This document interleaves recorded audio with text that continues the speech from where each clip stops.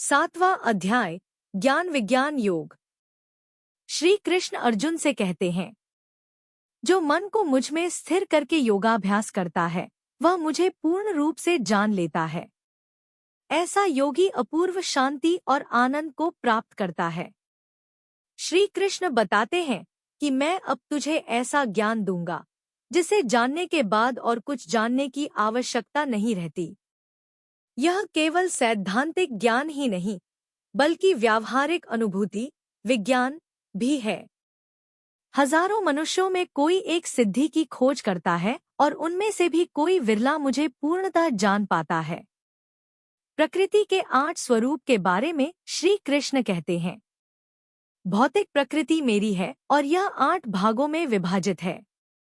1 पृथ्वी, 2 जल, 3 अग्नि, 4 वायु, 5 आकाश, 6 मन, 7 बुद्धि, 8 अहंकार।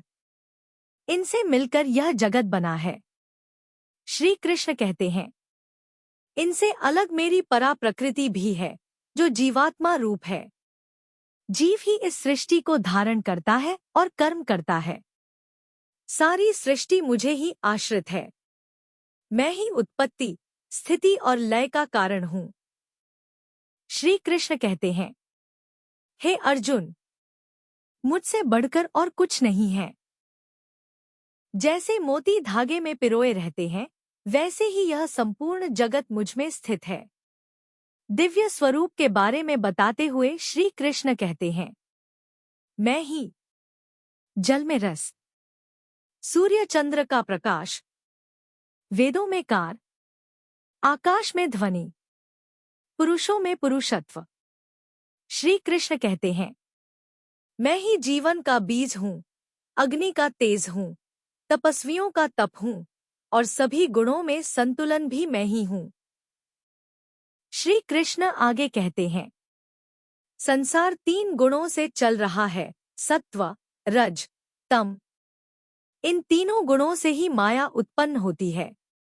यह मेरी दैवी माया बड़ी कठिन है, परंतु जो मेरी शरण लेते हैं वही इसे पार कर पाते हैं।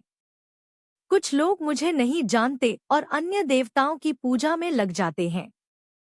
जो लोग अपने अपने कर्मफल के अनुसार पूजा करते हैं उन्हें मैं वही श्रद्धा देता हूँ, किंतु वे सब फल सीमित और नश्वर होते हैं।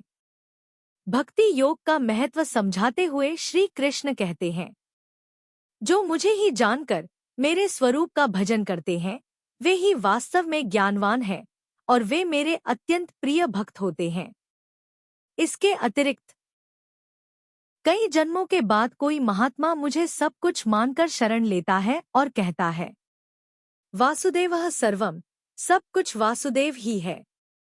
ऐसा महात्मा अति दुर्लभ होता है। अंत में श्री कृष्ण कहते हैं, अविद्या से ग्रस्त लोग नास्तिकता, आसुरी प्रवृत्ति और मोह में पड़कर मुझे नहीं पहचानते, परंतु जो मुझे भजते हैं वे जन्म मरण के बंधन से मुक्त होकर अमृत पद को प्राप्त होते हैं।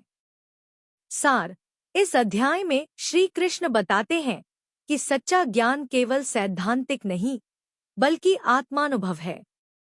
भौतिक और दैवी शक्तियों का आधार स्वयं भगवान है। उनकी शरण में जाने से ही मनुष्य त्रिगुणात्मक माया से मुक्त होकर मोक्ष प्राप्त करता है।